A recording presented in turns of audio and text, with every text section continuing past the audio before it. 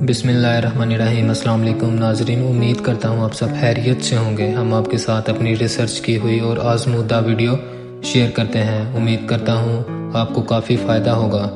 ہماری مزید ویڈیوز دیکھنے کے لیے ہمارے چینل کو سبسکرائب کریں اور زیادہ سے زیادہ شیئر لائکس کریں، سوال اور جواب کے لیے کمنٹس کریں۔ انشاءاللہ ہماری ویڈیو آپ کے لیے کافی فائدہ مند ہوگی۔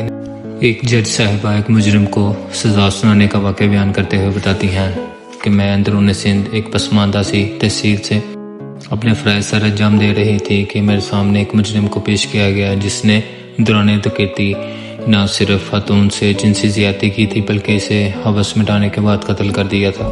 شواہد کے مطابق خاتون کے گلے میں پھندا ڈال کر اسے چھت سے لگی ہک سے لٹکا دیا گیا تھا، مگر خاتون کے ہاتھ اور پاؤں کو لیتے حیرت انگیز طور پر گردن میں لگے پھندے کو خاتون نے صرف ایک بار پکڑ کر چھڑانے کی کوشش کی تھی۔ اور مجھے یہ بات بہت عجیب لگی کیونکہ جب دم گھٹنے سے انسان کی موت ہو تو انسان ایڑیاں رگڑتا ہے، گلے لگے پھندے کو نکالنے کی بھرپور کوشش کرتا ہے، مگر خاتون نے ایسا بالکل بھی نہیں کیا تھا، کیونکہ رسی کے بنے پھندے پر خاتون کی انگلیوں کے نشانات موجود تھے، جس سے یہ صاف ظاہر ہوتا تھا کہ خاتون کو زندہ حالت میں پھندے سے لٹکایا گیا تھا۔ میں نے یہ سوال تفتیشی آفیسر سے بھی کیا کہ خاتون نے خود کو پھندے سے آزاد کرانے کے لیے ممکنہ کوشش کیوں نہیں کی تھی۔ میرے سوال کے بعد تفتیشی آفیسر نے جواب دیا کہ نہ تو ہمارا خیال اس طرف گیا اور نہ ہی ہم نے یہ سوال مجرم سے پوچھا، اگر آپ حکم دیں تو ہم دوبارہ تفتیش کر لیتے ہیں۔ میں نے دوبارہ تفتیش سے منع کرتے ہوئے روبرو مجرم کو مخاطب کرتے ہوئے پوچھا کہ خاتون کے ساتھ اس قدر بربریت برتنے کی وجہ کیا تھی، اور دوسرا تم نے جب خاتون کو چھت سے لٹکایا تو اس کے ہاتھ بے اختیار پھندے سے آزاد ہونے کی کوشش کے لیے پھندے کو بار بار جگہ جگہ لگنے چاہیے تھے، کیوں نہیں لگے؟ میری بات سن کر سامنے کھڑا مجرم مکروہ ہنسی ہنسا اور بولا کہ خاتون کا پھندے کو ہاتھ نہ لگانے کی وجہ اس کی ممتا تھی اور قتل کرنے کی وجہ کوئی بھی نہیں تھی۔ مجھے میرے سائیں وڈیرے نے حکم دیا تھا کہ اس کے ساتھ عیاشی کرو، مگر مطلب پورا ہو جانے پر ثبوت مٹا دینا، اور اگر میرے کام کی کوئی چیز ملے تو لا کر مجھے دے دینا۔ دراصل خاتون اور اس کا شوہر پڑھے لکھے تھے اور وڈیرے کی دونس نہیں مانتے تھے، اسی لیے وڈیرے نے میرے ذریعے ان کو سزا دینے کا فیصلہ کر لیا اور وڈیرے کے حکم پر میں نے ان کو سزا دے دی۔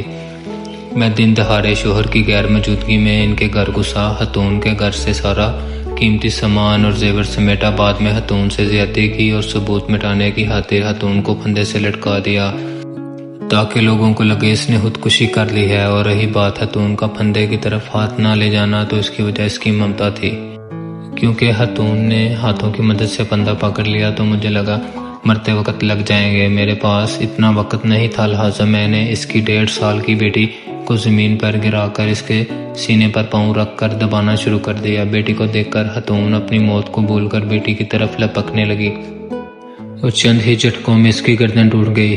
گردن ٹوٹتے ہی وہ مر گئی۔ میں نے اس کی بچی کو وہیں چھوڑا، زیور اور نقدی اٹھایا اور باہر نکل آیا۔ میں نے اپنی ضرورت کی چیزیں حاصل کر لیں اور سائیں کی ضرورت کی چیزیں سائیں کو دے دی۔ سائیں کا وعدہ تھا پولیس اور عدالت کو سنبھال لے گا، اس لیے میں مطمئن ہوں۔ اس بات میں کوئی شک نہیں تھا کہ ڈکیتی زیادتی اور قتل کے باوجود وہ شخص میرے سامنے یوں کھڑا تھا جیسے محض کچھ سگنل توڑ کر آیا ہو۔ اس کی بات ختم ہوئی تو میرے ذہن میں 20 سوال اٹھے۔ پولیس تفتیش میں کہیں بھی ڈکیتی کی کوئی چیز وڈیرے کو دینے کا ذکر نہیں تھا، نہ ہی کہیں خاتون کی بیٹی پر کیے گئے تشدد کا ذکر تھا، نہ ڈکیتی کی واردات میں لوٹا گیا مال پورا لکھا گیا تھا، جس سے صاف ظاہر تھا کہ پولیس والوں کو خدا سے زیادہ وڈیرے کا خوف تھا۔ میں نے مجرم کو 3 بار سزائے موت سنائی تھی، جس پر بعد ازاں مجھے خود بھی قانونی کارروائی کا سامنا کرنا پڑا، مگر میں نے سزا کے اضافی نوٹ پر لکھا تھا 1 بار سزائے موت زیادتی کے جرم میں اور دوسری بار سزائے موت قتل کے جرم میں، جبکہ تیسری بار سزائے موت اس 1.5 سال کی معصوم یتیم ننھی کلی پر ظلم کے جرم میں۔ اور ساتھ ہی تفتیشی آفیسر کو میں نے سائیں کو شامل تفتیش کرنے کا حکم دیا تھا، گویا کہ سائیں کبھی قصوروار ثابت نہیں ہو سکا۔ مجھے معلوم تھا وہ کبھی مجرم ثابت نہیں ہوگا، مگر میں نے جہاں تک ممکن تھا انصاف کرنے کی کوشش کی تھی۔ میرے فیصلے کی وجہ سے مجھے بھی جواب دہ ہونا پڑا تھا اور متعلقہ فارم پر مجھ سے اتنی سخت سزا کی وجہ پوچھی گئی تو سامنے بیٹھی خاتون ممبر کو الگ کر کے میں نے اپنے جسم پر جلنے اور زخموں کے نشانات دکھاتے ہوئے کہا کہ میں نے سوتیلی ماں کے پاس پرورش پائی، اور جب مجھے خیال آیا کہ وہ 1.5 سال کی بچی بھی اب ستیلی ماں کے پاس پرورش پائے گی تو مجھے اس ظالم شخص کے اس جرم کی سزا موت سے کم نظر نہیں آئی۔ میری تکلیف کو سمجھتے ہوئے فورم کے تمام ممبران نے مجھ سے ہمدردی کا اظہار کرتے ہوئے مجھے نرمی سے قوانین کو مد نظر رکھ کر چلنے کا کہا، میرے فیصلے کو برقرار رکھنے کا حکم بھی دے دیا۔